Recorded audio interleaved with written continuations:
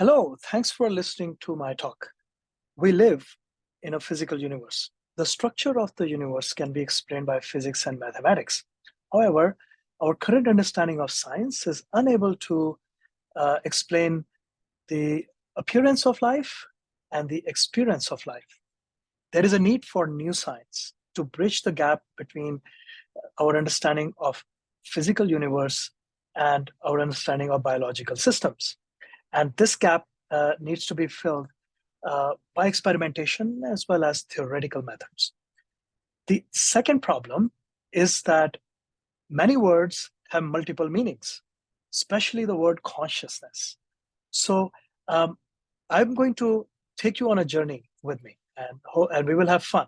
We will develop a new foundation of terminologies, slightly new. We're not going to change too many things.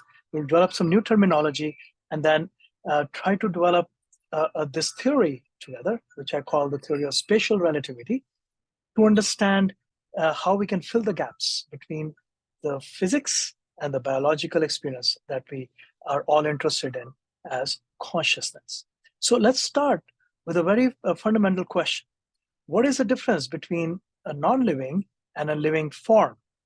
A non-living form is subjected to its environment, whereas a living form is responsive to its environment. So for example, the stone, the ball, the sand, they're subjected to their environment. They will react through physical and chemical processes, whereas a living form will respond by invoking gene expression, changes in biochemistry. So a responsive organism is alive, living, and a subjected organism is non-living. So very basic. I'm sure there'll be many arguments even with this description, but at a very basic fundamental level, we can, let's say, start with there. But also all of this is occurring within space-time, Einstein's space-time. And Einstein's space-time is actually Minkowski space-time, which has four dimensions, x, y, z, and t. T is the dimension of time, is the vector of time. If we take a very simple example, germination of a seedling, in the absence of light, what we call etiolation. In etiolated state, a seedling that's emerging out of soil is going to have cell elongation. This what we call a hypocotyl in this particular plant. It's going to emerge out of the soil looking for light. And when it reaches light, it's going to transition into a completely different developmental program. So light will trigger changes in gene expression, protein modification, and things like that to cause a completely different program. So we look at etiolated seedling and photomorphogenesis, developmental program. We see very different types of developmental systems, and this seedling is growing in X, Y, Z, and this seedling is also in X, Y, and Z. So this process is occurring within Minkowski spacetime. So if you want to combine biology with physics and understanding of the structure of the universe, we need to start thinking in these terms. Now let's add some other environmental influencers that we are aware of. And these are air. So in terms of photosynthesis, the plant needs carbon dioxide, optimal temperature, water, nutrients, nitrogen, phosphorus, potassium, gravity, and as I mentioned, light. So these are very well studied and known influencers. In 2020, I proposed in this article shown down here that there was a need for another signal, a hidden signal. The reason I call it hidden is because it is undetected. So there is a need for an yet undetected signal, which drives development in the absence of light. So we know very well how light triggers changes in developmental programs. And this hidden signal is not just for plants. It will drive development in any form. And I will explain to you why this is needed. So first of all, I call this hidden signal Aleph. Aleph is the symbol, just like light has lambda. This hidden signal has the symbol Aleph. So Aleph is the hidden signal which is undetected, and it is present universally and is constant in space-time. I also discuss why, in this article, I discuss why I predict that it will have properties similar to light, like the speed of light and so on. One of the main differences about this hidden signal is that it is universal, constant, and unlike light, which on this planet is, as we know, is variable: gravity, air, temperature, water, mineral availability of minerals, nutrients. All of these things are variable. Aleph needs to be constant, and the reason for that is that some information that is constant needs to be driving. There is a need for that. In my mind, the need for that is to be driving initial changes in the absence of light and in the absence of any one of these different players or influencers. So Aleph is the invoking Aleph. The reason for that is to have a stimulus for change in form. Okay, so what does that mean? A stimulus for photosynthesis, for example, is light. During evolutionary process, cyanobacteria developed a photosynthetic apparatus, developed systems that could utilize the same information of light in a different way. And then the higher plants were able to develop photosynthesis mechanisms into what we call now photosynthesis, that provides all of our food and majority of our fuel. So photosynthesis, light was a stimulus for photosynthesis. Similarly, Aleph, I would suggest, was the stimulus for life. Aleph is information which is embedded in space-time, and we'll discuss that in a second, and that some form which adapted or acquired ability to interact with this information differently acquired the ability of what we say life. And so Aleph is the precursor, or is a precursor to life. I know some people will use consciousness as the term here, but again, as we will go through this talk, you will see why I am separating like the ancient Hindu or ancient systems where many people describe consciousness as a precursor to life. Simply, it's information. I'm just simply using another term, Aleph, just to separate it from a process so that we can start to study consciousness in a way that we haven't done yet so far. And we will talk about that briefly too. So if you look at the system now, there is time at present. And at this given time, there is quantum information at quantum level, which is sort of like a stem cell. It can take any form, a physical form. So it has all the information needed to take any form. And as that form is taking shape, the form acquires different abilities, which is the process of evolution. So Darwin's evolution is simply adapting to environmental influences and being able to develop new systems to make the space more livable, the farm becoming more competitive within its living system. So here, this stem cell has the ability to take any form, and the process of evolution is triggered as this form starts to adapt to its environment. So in that sense, I'm separating this information from consciousness. Consciousness then is the ability of this developed physical form to interrelate with the inherent quantum information in varied degrees of self-awareness. So in other words, consciousness is a process. It's perception of the information which is embedded in the quantum system. And then after perception, it's the ability of the interrelatedness, being able to relate to this information in varied degrees of self-awareness. So additionally, the form itself, the physical form, is the functional coordination of cumulated microspace. So it's microspace accumulated in a coordinated fashion to have a function. And this functional form is constrained by performance, by its own physical properties. So as this microspace accumulates, it acquires properties. That's the process again of evolution. And those properties in turn limit its own performance, right? So So now we have separated uh, Aleph. Aleph is the information embedded in space-time. It's the functional information. And that functional information is sufficient to give rise to any form as a stem cell. Any form then starts to acquire different abilities. And consciousness is the developed physical form and its ability, inherent ability, to relate with the Aleph or the quantum information in various degrees of self-awareness. And the physical form, as it's developing these abilities, is constrained by the properties that it has acquired in its performance. So I hope this framework makes sense. So as we move forward now let's look at this a little bit in a more physical way to go from biology to a little bit more physics. And again, I have to invoke some new terminologies. So this Aleph, which I say is the entirety of physical information in the smallest unit, I call that spot on. So spot on is the spatial functional unit in space, not physical unit. So Planck's scale is a physical unit, which is shown over here.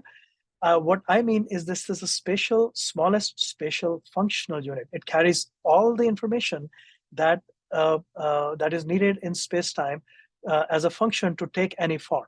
So this functional unit carries information, which I call a spot on. Now, I'm not saying that spot on is the same length as Planck's length. I'm just saying, for example, it is a very small unit. What it is, theoretically, it's very hard to even predict. But what we can say is that it is the smallest functional unit. And as a functional unit, it accumulates to take a form. Let's say a photon.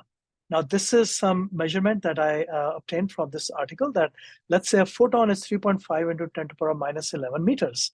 That means, let's say Planck's scale or the smallest unit, functional unit, will have to be smaller than a photon because the photon is able to function, carry on functions of a photon as light or radiation. And so a spot on, multiple spotons will form a photon. So many spotons, as you can see, are likely to form a photon. So if you move over here at any present moment, at any given moment, there are many spotons within a functional form. Let's say that functional form is a photon. So as time in the vector of time, as a photon, which is the fastest moving particle or waveform through space, in 1 second, it will experience the widest or the broadest distance of information, the broadest range of information in extrinsic space. So what I mean here is that a spot-on is a functional unit, a photon is a functional form. So form within that is a spot-on. There is an intrinsic space of information, spotons. Then there is an extrinsic spotons. So there are spotons that are within the form and there are spotons that are outside of the form, intrinsic and extrinsic. And as the time moves, or the experience of time moves forward for the photon, let's say in half a second, it's experiencing this extrinsic information, spotons. In about half of the time, it would have taken to move in 1 second. So then the experience, the information that has been experienced or interrelated with the extrinsic, the experience of intrinsic and extrinsic reactivity or interrelatedness has occurred in the past. That is minus t prime. What's going to happen is in the future t prime, and what's in the present is t0. So if we take this into consideration, then all the spotons that are intrinsic at any given moment, t0, I call that a spoticule. So all atoms, like all atoms make a molecule, all the spotons, all the information that is intrinsic to a form is a spoticule. So spoticule represents all the intrinsic spatial information. And then there is extrinsic spatial information, okay? Now, spotons that are intrinsic to a physical form experience relatively different extrinsic space over the same time. What I mean by this is that if you take a photon again, And in 1 second, it's going to experience this much spatial, almost 3 into 10 to the power 8 meters of extrinsic spatial information in 1 second. But if we take another system, a sound traveling in air, it's only going to experience 3.4 into 10 to the power 2 meters in 1 second. So the spaticule, the intrinsic spatial information, which is interrelating with the extrinsic spatial information through the vector of time, is going to have a differential interaction with differential range of extrinsic information. A photon moving at the speed of light is going to encounter much broader extrinsic information than a sound in air. Or it could be a human being, or an animal, or a cheetah. In other words, the experience of spatial information is a fundamental property of the vector of time, and it influences developmental programs of organisms. And this depends on the ability of interrelating with the intrinsic information and the extrinsic information. So this leads us to the theory of spatial relativity, which suggests that at any given moment, a spaticule is a functional molecule, of space composed of many spotons, will experience relatively differential spatial information, depending on what form or the properties of the form that it belongs to. So let's say that there is a fermion, boson, or some field, and there is that's the center, the center of energy of that particular particle. Then there'll be a boundary of influence. So spaticule represents this boundary of influence, which will be slightly larger than its physical form.